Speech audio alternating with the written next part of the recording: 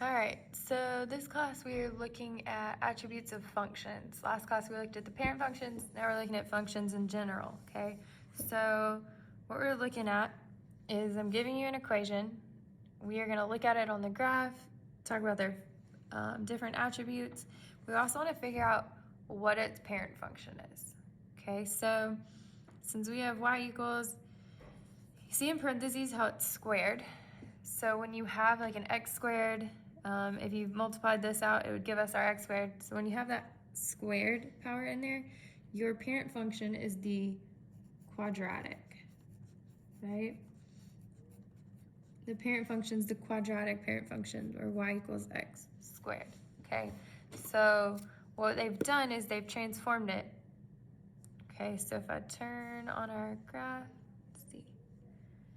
You can look and see on our graph, it's no longer the vertex is right at that middle point, 0, 0 at our origin, right?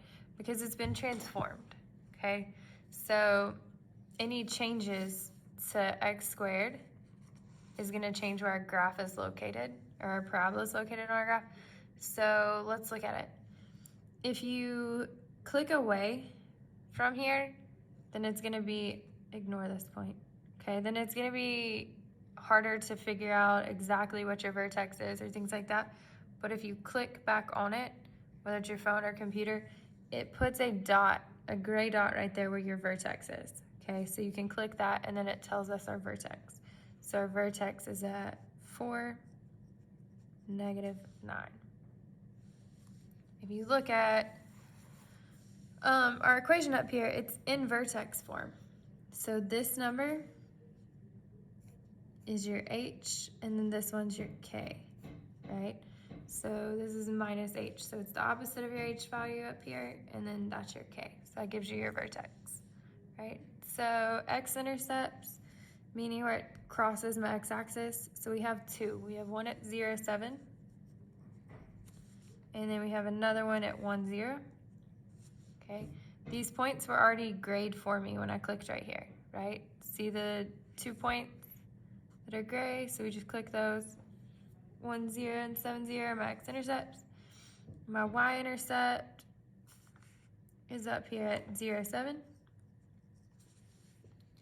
Axis of symmetry, okay, so axis of symmetry is the line that goes straight down the middle through our vertex. It's gonna make our graph reflect across the other. It's like where our mirror is in the middle. So our middle line, since it goes through I know it goes through my vertex, and my vertex is at the point 4, -9.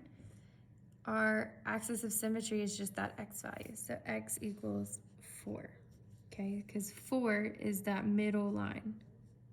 4 on our x-axis, if you draw a line through that, that's the middle of my graph, okay? The maximum parabola just keeps going up and up and up forever, so I don't have a maximum. My maximum, I would say, is none. So the minimum or the lowest that we go down on our graph is to -9. So our minimum would be y equals -9. Okay. All right, example 2. So I'm gonna turn off the first one, I'm gonna turn on the second one. So here is my second example, okay?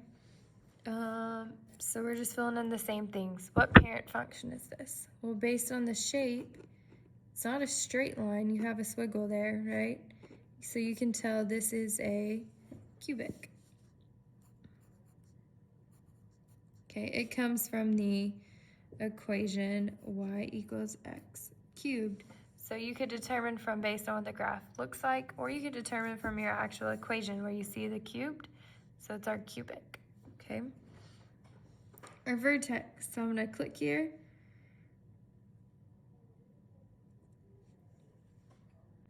And our vertex, so with cubics, you don't have a vertex. Your vertex is like the middle where the high or the low is. We don't have a high or a low, a min or a max, okay? So we don't actually have a vertex. You would just put none, okay? So if I don't have a vertex, I don't have a high or a low, a min or a max, right? So no minimum, no maximum. X-intercepts, so I want to see where it crosses my x-axis. it crosses it at -1, 0, and it only crosses one time. It will only ever cross one time. Okay, so that's my only x-intercept. So for the second one, we would just put none. And then my y-intercept, so it crosses up here at 0, 19. Axis of symmetry, we don't have ones for QX, so none for that as well.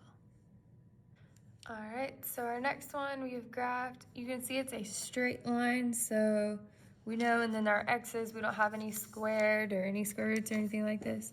So you can see your parent function is gonna be linear, okay? And then if we wanna figure out our vertex, normally we would tap this, okay? But you don't have a middle point on a straight line, okay? So vertex, none. X-intercepts we do have though.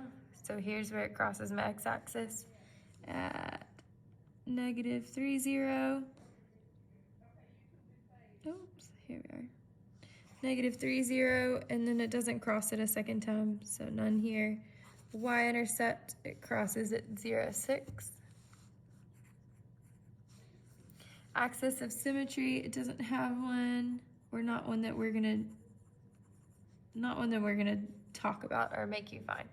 We'll talk more about axes of symmetry later on, but for right now we're not doing an axis of symmetry, so for your linear, okay? Okay, for this one I wanted us to graph this one, type it in together, okay? So you have a square root down here at the bottom, but it doesn't give you a cube root on your common things. So if you go to functions, you're looking for the one that's it says n over your square root, okay? So that you can put a 3 right there to make it a cube root. You don't put a 3 in front, you're putting a 3 on top of that little root part sticking out, okay? And then underneath, we're typing the x plus 2. And then we're going outside of that, so I'm gonna tap outside because the -1 is not under my square root. Square root stops at 2, and then outside of it is your -1, okay? So based on the fact that we have a cube root, we know this is a cube root function, right? There's not a vertex for cube root functions. And then our x-intercept is at x-intercept is at -1, 0. There's not a second one. My y-intercept is at 0 and then 0.26. My axis of symmetry, we don't have one. There's not a maximum or a minimum. All right, so based on these bars, the absolute value bars, and based on the V shape of our graph, we know that this function is an absolute value function. Okay, and the vertex, there is a vertex here, so I'm gonna click it. You can see your vertex is at 5, 0.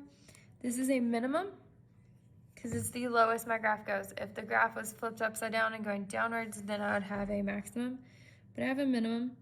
So my minimum is gonna be 5, 0. Maximum, we don't have one. Like I said, if our graph went the other direction, okay, like this, then we would have a maximum, right? But since ours goes this way, we have a minimum, okay?